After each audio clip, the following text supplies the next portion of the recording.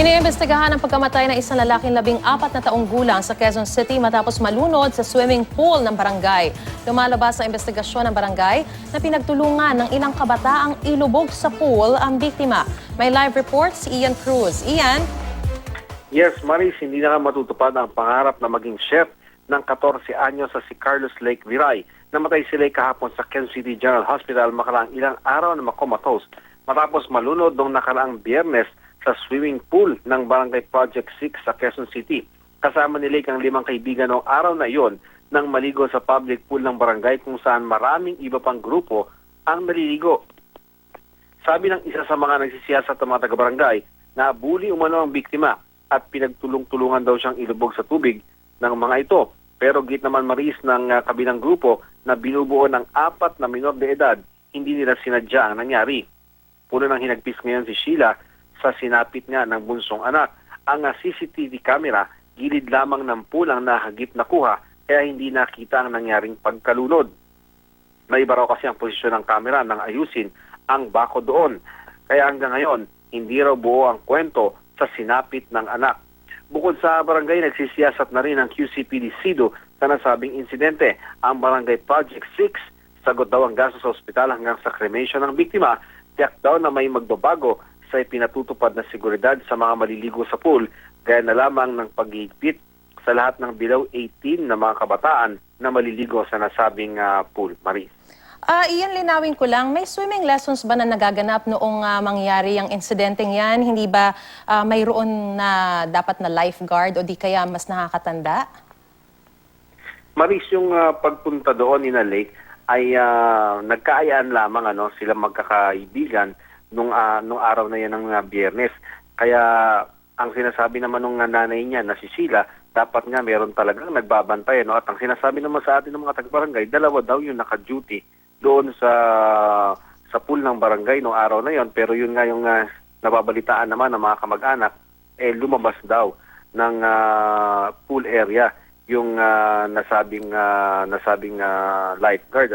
Pero Maris, nung nakausap ko naman yung lifeguard, ang sinasabi niya, nandun lamang siya sa poolside at sinasabi rin niya na kung siya daw ay wala nga doon, hindi daw sana niya natulungan itong biktima na may ahon na ito doon sa nasabing pool, Maris. So lilinawin ko lang, Ian, itong biktima, kasamahan ba niya yung pinaniniwala ang nagtulak sa kanya? Yung nagtulong-tulong para siya ilubog sa pool? Di umano?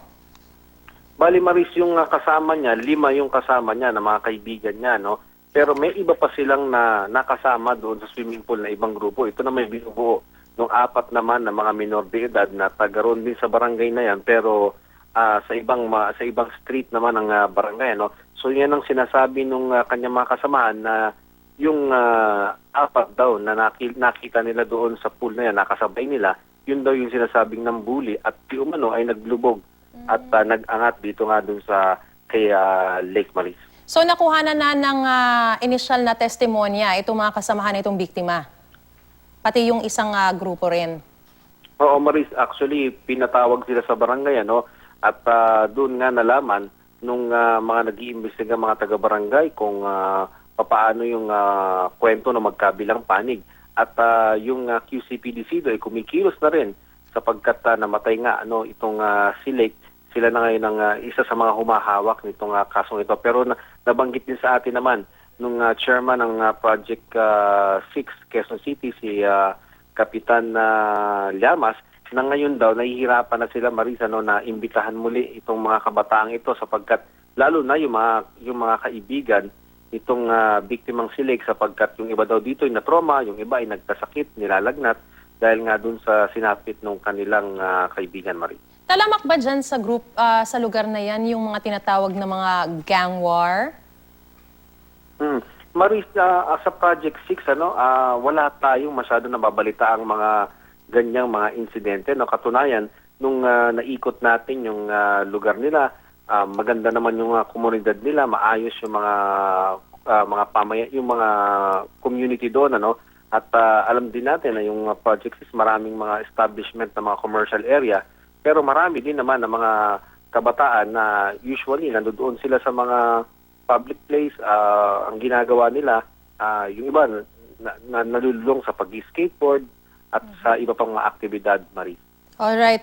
So, antabayanan na lamang natin, Ian, yung magiging development sa investigasyon sa pagkamatay nga ng 14 na taong gulang na biktima dyan sa pool na yan sa Quezon City. Maraming salamat sa iyong ulat, Ian Cruz.